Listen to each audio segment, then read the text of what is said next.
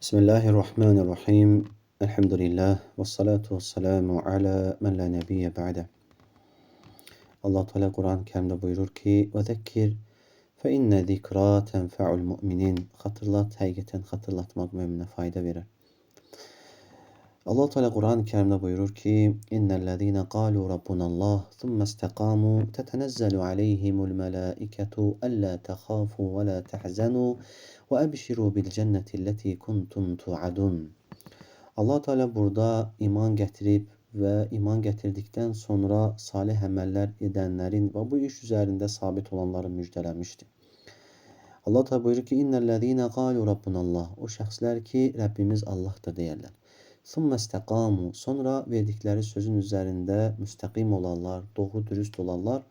Tetenezzelu aleyhimul melâike. Ölüm anında onlara melekler nazil olar. Ellâ tehâfû ve lâ tehzenû. Korkmayın ve kederlenmeyin. Ve size vaad olunmuş cennetle sevinin. Bu ayet hakikaten çok azametli bir ayeti. Allah Teala bu ayette bize bildirir ki ölüm anı elə bir şeydir ki ölüm geldiği zaman istəyir kafir olsun, istəyir münafık olsun, kim istəyir olsun artık o ölüm şiddeti geldiği zaman artık o insan hakkın ne olduğunu görecektir. Ve ona o şəxs ki iman getirer ve ettiği dediği söz üzerinde sabit kalarsa, yani Peygamber sallallahu aleyhi ve selleme iman gətirər, Allah'ın kitabına iman gətirər və Allah'ın əmirlərini yerinə yetirib qadağan buyurduqlarından çəkinərsə, o şəxs üçün müjdə vardır. Və həmçinin də Allah'a iman gətirməyib və onun peyğəmbərinə tabi olmayan, Allah'a inanmayan bir şəxs üçün də onun üçün də əzabla bir müjdə vardır. İlk önce Allah-u Teala'nın müminlere verdiği müjdesi barəsində danışaq. O an gəldikdə artıq hər kəs o anı təsdiqləyəcəkdir. Çünki artıq gözləri ilə görmüş və o anı yaşamışdır. O an yaşamaq üzrədir. Allah-u Teala o anda olan insanın, o ölüm anında insanın fikirlərini bizə bildirir ki, ona deyir ki, "Əllə təxafu və lə təhsənu." Qorxma və kədərlənmə. Alimlər gətirir ki, o anda, ölüm anında insanın baxdığı iki baxış var.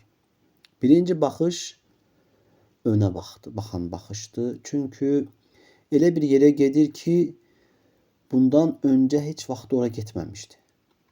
Və bilmir ki, orada özünü xoşbəxtçilik, cənnət, rahat bir həyat gözləyir, yoxsa Allah qorusun cəhənnəmin istisi, yəni ora mı gözləyir?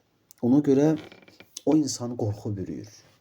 Artıq bilib, artıq o anın Allah-u Teala'nın verdiği vədin haqq olduğunu artıq öz gözləri ilə görüb və artıq onun üçün qorxu vardır, qorxu bürüyür. İstəyir mömin olsun və istəyir kafir olsun və mömin ona görə qorxur ki, indiyə qədər etdiyi əməllərin az olduğundan və Allah-u Teala'nın insanlar üçün verdiyi yaxşı və pis vədləri bilir. Buna görə qorxu, bilmir özünü orada nə gözləyəcək. Cənnət gözləyəcək, yoxsa cəhənnəm gözləyəcək. Allah qorusun. Ona görə qorxu bürüyür.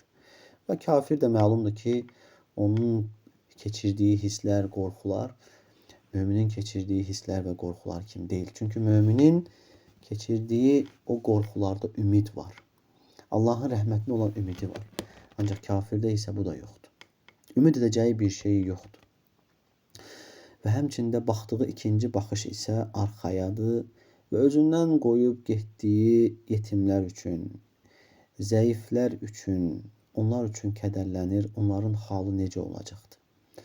Yəni, onlar xəstələndiyi zaman onların halına kim yanacaq? Onların ruzisi necə olacaq? Yaşayışı, bunlar barəsində düşündükdə isə onu hüzün bürüyür.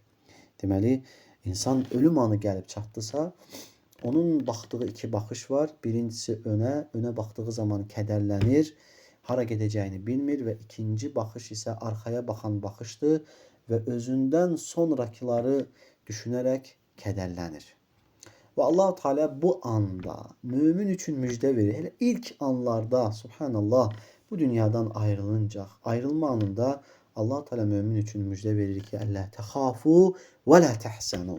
Qorxma və kədərlənmə. Yəni gedəcəyin yer üçün qorxma, sənin üçün rahat bir həyat vardır.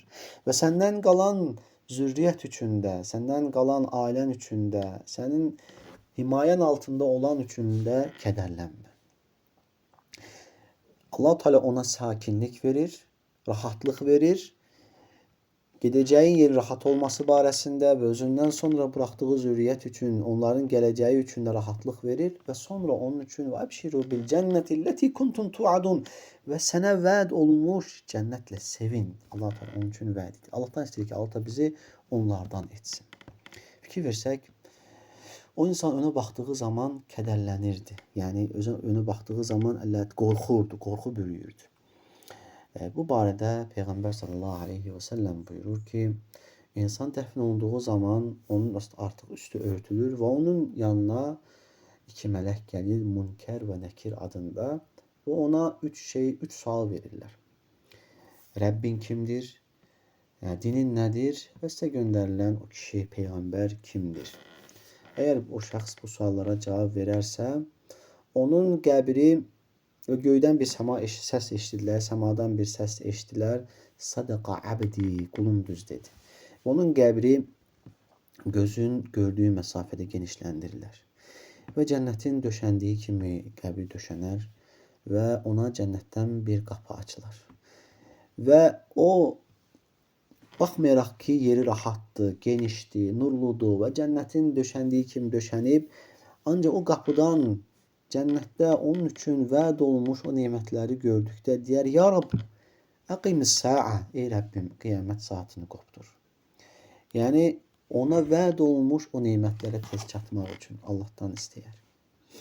Allah qorusun, o şəxs ki, bu suallara cavab verə bilməz və bu zaman onun qəbri sıxlaşar. Və o qədər sıxlaşar ki, qəbriqələri bir-birinə keçər. Və cəhənnəmin döşəndiyi kimi onun qəbri döşənər. Və cəhənnəmdən bir qapı açılar. Və deyər ki, ya Rab, la tuqimis sa'a, ey Rəbbim, qiyamət saatını qopdurma. Baxmayaraq ki, qəbir içərisində əzabdadır, qəbriqələri bir-birinə keçəcək şəkildə qəbir onu sıxıb. Və həmçinin cəhənnəmin döşəndiyi kimi qəbri döşənib, elə bil ki, cəhənnəmdən hüfratun minənlər, onun qəbri cəhənnəmdən bir çuxurdur. Və baxmayaraq ki, bu qədər əzab, əziyyət içərisində, məşəqqət içərisində deyir ki, ey Rəbbim, qiyamət saatını qopdurma. Çünki cəhənnəmdə özü üçün olan yeri görür və istəmir ki, ora getsin. Qiyamət saatının qopmağını istəmir. Bu hədis səhih hədisdir və həmçində bu hədis dəlildir ki, bərzaq həyatının olması barəsində. Bəzi insanlar qəbir həyatını, bərzaq həyatını inkar edirlər və bərzaq həyatı haqdır və qəbir həyatı haqdır. İnsanın qəbirdə dirilməsi haqdır. Keyfiyyətə qaldıqda isə bunu Allah-u Teala bilir, qeybi aləmdir. Bizə üzərimizə düşən onun necəliyinə varmadan və heç bir şeyə bənzətmədən Allah-u Teala'nın qeybi barəsində bizə bildiyi şeylərə iman gətirmək. Fikir bir insan önə baxdığı zaman o insanı qorxu bürüyür və Allah-u Teala o insanı bu müjdə ilə müjdələyir. Və sonra özündən sonra buraxıb getdiyi zürriyyətə gəldikdə isə Allah-u Teala onlar barəsində də deyir, kədərlənmə. Yəni onların ruzisi bizə aiddir. Buna misal olaraq, dəlil olaraq Kəhf surəsində Musa aleyhissalamın Xıdırı aleyhissalamla olan səfəri var. Yəni hamımızın bildiyi bir hekayədir, yəni baş vermiş bir hadisədir. Allah-u Teala Kəhf surəsində bunu bizə zikr etmişdir. Musa aleyhissalam Xıdır aleyhissalamla görüşür və ona Allahın sənə öyrətdiyi elmdən özünə də öyrətməsini istəyir. Və Xıdır aleyhissalam deyir ki, sən buna səbr edə bilməzsən və Musa aleyhissalamın istəyindən sonra yola çıxırlar və bunların qarşısını, bunlar bir gəmiyə minirlər və gəmi əhli bunları yolda düşürürlər və düşürəndə yəni mənzil başına çatdıqları zaman düşürürlər və düşürdükləri zaman Xıdır əleyhissalam onların gəmisini deşir, yəni xarab edir və sonra gəmidən düşür. Və Musa əleyhissalam buna dözə bilmir və deyir ki, yəni biməna olaraq danışılır. Yəni onlar bizə yaxşılıq etdilər, yəni sən çox pis bir şey etdin. Və Xıdır əleyhissalam ona xatırlatır ki, yəni səbirli olmasını ona tövsiyə edir. Və Musa əleyhissalam da başdan da Xıdır əleyhissalam Musa əleyhissalama şərt qoymuşdu ki, mənə sual vermə. Yəni etdiyim şeylər barəsində mənə etiraz etmə və bu Musa əleyhissalamın Xıdır əleyhissalama olan birinci etirazı idi. Və sonra cavan bir oğlan uşağı ilə rastlaşırlar və Xıdır əleyhissalam onu qətlə yetizdirir və Musa əleyhissalam qətlə yetirir və Musa əleyhissalam yenə buna dözə bilmir və yenə Xıdır əleyhissalama sual verir və bu ikinci olur və sonra bir kənddən keçirlər və kənddən keçdikləri zamanda oranın əhlindən yemək və qalacaq yer istəyirlər və kənd əhli bunu etmir və kəndin çıxacağında uçmuş bir divarı Xıdır əleyhissalam təzədən bərpa edir və Musa əleyhissalam yenə buna dözə bilmir. Sual verirdi, əgər istəsəydin bunun müqabilində nəsə bir şey istəyə bilərdin. Və bu zaman Xıdır əleyhissalam Musa əleyhissalama deyir ki, "Həzə firaqu beyni və beynək, səunəbbiuke bi tə'vili mə ləm təstati aleyhi sabra." Və deyim, bu mənimlə sənin aranızda olan artıq ayrılıqdır. Yəni sən səbr edə bilmirsən və mən sənə səbr edə bilmədiyin şeylər barəsində xəbər verəcəm. Və birinci gəmiyə gəldikdə isə deyir, o yəni dənizdə işləyən kasıb insanlara aid idi və onların qarşısından bir zalim hökmdar gəlirdi və nə qədər yararlı, sağlam təknələr, qayıqlar var idisə, gəmilər var idisə, onları ələ keçirirdilər, qəsb edirdilər. Və mən də onların gəmisini xarab etdim ki, o qarşıdan gələn zalim hökmdar onların gəmilərini əllərindən çıxartmasın. Bu bir. İkincisi, oğlan uşağına gəldikdə isə deyir, o oğlan uşağının valideynləri salih idi. Və biz qorxduq ki, yəni bu da Allahın əmri iləndir, Allahın qədəri iləndir, Allah-u Teala'nın elmi və əcəli elmi olması iləndir və uşağın gələcəyinin necə olmasını bilməsi ilədir və həmçində Musa əleyhissalamın imtihanıdır. Və o uşağın gələcəkdə valideynlərini dindən çıxarmasından qorxduq və bu da Allahın əmri ilə onu yerinə yetirib. Və üçüncüsünə gəldikdə isə yəni divarı tikmək və onun müqabilində hər hansı bir şeyi istəməyə gəldikdə isə ki, bu divar 2 yetim uşağa aid idi və onların ataları salih olduğuna görə Allah-u Teala orada o evladlar, o uşaq, o yetimlər üçün deyir, bir xəzinə saxlamışdı. Və biz də deyir, onu tikdik ki, yəni o uşaqlar həddi buluğa çatınca o divar sökülməsin, uçmasın və xəzinə ortaya çıxmasın. Uşaqlar həddi buluğa çatdıqdan sonra həmən ki, xəzinəyə əlləri çatması üçün. Fikir verin və təfsirlərdə gəlir ki, onların atası salih olduğuna görə. Subhanallah, fikir verin. Yəni gəlir ki, 7-ci babaları. Yəni gör, bir insanın əməli salih olması, bir insanın Allahın əmrlərini yerinə yetirib qadağanlarından çəkinməsi onun evladlarının ruzilənməsinə səbəbdir.